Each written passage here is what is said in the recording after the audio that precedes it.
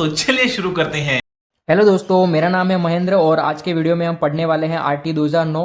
ये हमारे रीट मेंस के लिए बहुत ही इंपॉर्टेंट है और दूसरी जो हमारी शिक्षक भर्तियां हैं उनके लिए भी ये बहुत ही महत्वपूर्ण टॉपिक है। तो चलिए आरटी 2009 की हम शुरुआत करते हैं। आरटी 2009 जो है ये 20 जुलाई 2009 को राज्यसभा में पारित हुआ था और ये 4 अगस्त 2009 को लोकसभा में पारित हुआ था। फिर ये 26 अगस्त जो है इस पर राष्ट्रपति ने हस्ताक्षर किए थे और अधिसूचना जो है वो इसकी 29 अगस्त 2009 को जो है वो जारी हो गई थी। फिर इसे जो है वो 1 अप्रैल 2010 को पूरे भारत में लागू किया गया था, जम्मू कश्मीर को छोड़ करके, लेकिन वर्तमान में ये जम्मू कश्मीर में भी लागू है। अध्याय 7 और धारा 38 है इसमें, है ना। 7 अध्याय है और 38 धारा है और 1 अनुसूची है इसमें। इसमें जो पहला अध्याय आता है, हमारा पहला अध्याय है प्रस्तावना। प्रस्तावना जो है वो सबसे छोटा अध्याय है। इसमें धारा आती है धारा 1 और धारा 2। धारा 1 जो है इसमें केवल नाम लिख रखा है कि आरटी का नाम लिख रखा है, और धारा 2 जो है इसमें हमारी परिभाषाएं जो है लिख रखी है कि अनुवीक्षण क्या होता है, असुविधाग्रस्त बालक क्या होते हैं, दुर्बल वर्ग क्या होता है। दुर्बल वर्ग वो होगा जिनकी आय 2.5 लाख से जो है वो कम होती है। फिर आता है अध्याय 2। अध्याय 2 जो है इसमें हमारे निःशुल्क एवं अनिवार्य शिक्षा का अधिकार अधिनियम इसका नाम है, और इसी में जो धारा आती है वो आती है धारा 3, धारा 4 और धारा 5। अध्याय 2 में आएगी 3, 4 और 5। 3 जो है उसमें बता रखा है कि 6 से 14 वर्ष के बालक जो है इनको निःशुल्क शिक्षा प्रदान की जाएगी।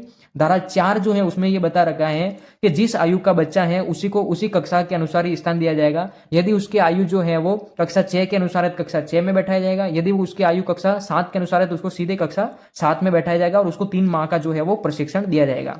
धारा 5 हमारी ये कहती है कि टीसी देना अनिवार्य है। धारा 5 जो है वो टीसी से, यदि कोई भी बालक जो है वो विद्यालय छोड़ करके जाना चाहता है और उसे टीसी जो है वो देना अनिवार्य रहेगा, विद्यालय उसे अपने यहाँ रोक नहीं सकता है। नेक्स्ट हमारा जो अध्याय है वो है अध्याय 3, समुचित सरकार एवं माता पिता के दायित्व जो है वो इसमें बता रखे हैं। इसमें आती है धारा 6।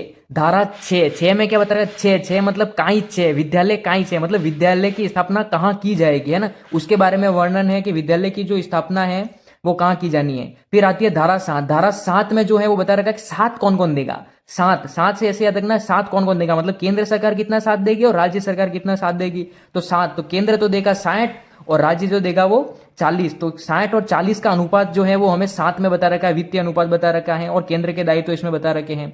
धारा 8 जो है उसमें समुचित सरकार के दायित्व है। धारा 9 जो है उसमें स्थानीय प्राधिकरण के दायित्व, तो ये दायित्व से संबंधित है। और फिर धारा 10 जब 10 लगते हैं तो कौन चिंतित होता है?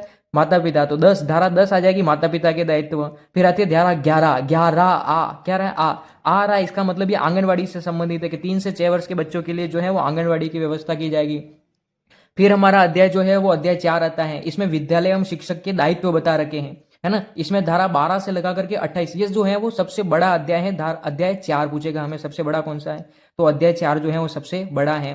धारा 12 में याद रखना अपने को 12 बीपीएल, 12 में रखना बीपीएल जो है उन परिवारों के लिए 25% सीटें जो है वो निजी स्कूलों में आरक्षित है। उसके बाद में आती है धारा 13, है ना। धारा 13 से याद रखना है तू तेरा देख मेरा कुछ नहीं बिगाड़ सकता। ये विद्यालय के लिए, विद्यालय मतलब तू तेरा देख मेरा कुछ नहीं करेगा तू, मतलब तू अनुवीक्षण प्रक्रिया नहीं कर सकता। अर्थात धारा 13 जो है वो अनुवीक्षण प्रक्रिया से संबंधित है कि कोई अनुवीक्षण प्रक्रिया नहीं कर सकता, मतलब कोई भी प्रवेश जो कराएगा उसके लिए परीक्षा नहीं ले सकता है। उसके लिए जो है अगर करता है ऐसा तो फर्स्ट टाइम 25,000 रुपये का जुर्माना लगेगा, फिर 50,000 का जुर्माना लगेगा, और ऐसा और करता ही पाया जाता है तो उसको जो है वो 10 गुना दंड उसका वसूला जाएगा। इसके अलावा आती है धारा 13 के बाद में धारा 14 जो है वो प्रमाण पत्र से संबंधित है। अगर कोई प्रमाण पत्र नहीं है तो भी उसको विद्यालय में जो है वो प्रवेश देना बच्चे को जरूरी है। धारा 15 से याद रखना कि 15 दूनी कितने होते हैं? 30 तो 30 सितंबर अंतिम जो अवधि होगी मतलब एडमिशन की वो 30 सितंबर होगी, लेकिन उसके बाद भी जो है वो वर्ष पर्यंत जो है वो एडमिशन लिए जा सकते हैं। तो ये धारा 15।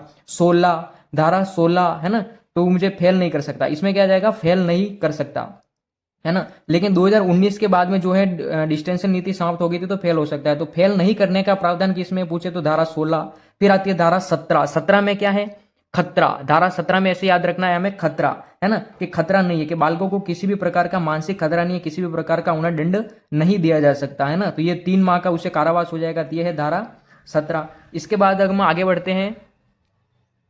आगे बढ़ते हैं तो हमारे पास में आती है धारा 18। धारा 18 ये कहती है कि बिना मान्यता के जो है वो किसी भी विद्यालय का संचालन नहीं किया जा सकता। जो भी विद्यालय हैं उनको बिना मान्यता के विद्यालय संचालन नहीं कर सकते। फिर आती है धारा 19। धारा 19 में विद्यालय के मानदंड दिए रखे हैं कि उन्हें जो है वो 3 वर्ष के भीतर जो है वो उन्हें पूर्ण करने पड़ेंगे। जैसे उन्हें शौचालय बनवाना पड़ेगा, उन्हें जो है वो भोजनशाला बनवानी पड़ेगी विद्यालय में। तो ये धारा 19 में दे रखे हैं।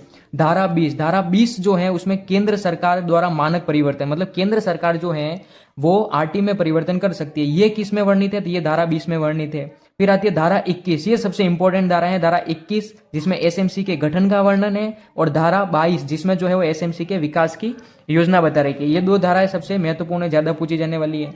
फिर आती है धारा 23 जो है उसमें शिक्षकों की योग्यताओं के बारे में वर्णन है। धारा 24 जो है उसमें शिक्षक के कर्तव्य के बारे में वर्णन बता रखा है हमें। फिर आती है धारा 25 से याद रखना, 25 से 5 प्लस कर देना, 25-30 अर्थात अनुपात बता रखा है, 25-30 अनुपात 1, मतलब प्राथमिक विद्यालय का अनुपात 30 अनुपात 1 रहेगा, और जो है वो उच्च प्राथमिक के लिए हमारा 35 अनुपात 1 रहेगा। ये भी बहुत पूछा जाता है, इसे भी याद रखें। फिर आती है धारा 26 ये कहती है कि अगर विद्यालय में 10% रिक्तियां होती है तो उन्हें तत्काल जो है वो भरा जाएगा।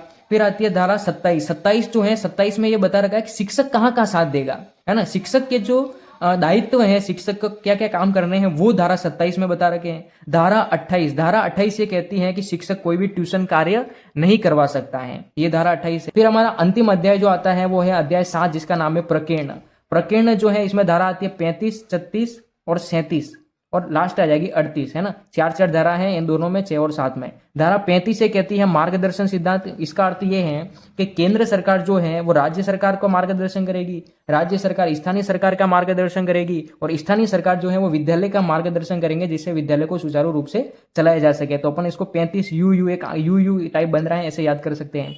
फिर आता है हमारा धारा 36 का आधा कितना होता है? 18, अर्थात 36 धारा तो 18, 19 और 13 धारा जो है इनका उल्लंघन करने पर दंड की जो मंजूरी है, वो दंड जो है वो हमें धारा 36 के अनुसार दिया जाएगा, ये वर्णन करती है। फिर आती है धारा 37 जो है उसमें एसएमसी बाल संरक्षण का वर्णन कर रखा है कि एसएमसी जो है वो बाल संरक्षण के खिलाफ कार्रवाई नहीं कर सकती है। और अंतिम जो हमारी धारा आती है वो है धारा 38 जो है, इसमें राज्य सरकार जो है वो आरटी 2009 में संशोधन कर सकती है, इसका वर्णन है ये। तो ये थी हमारी आरटी 2009। ऐसे ही वीडियो देखने के लिए बने रहिए मेरे साथ में, और रिट मेंस की तैयारी सुचारू रूप से बनाए रखिए। Thank you.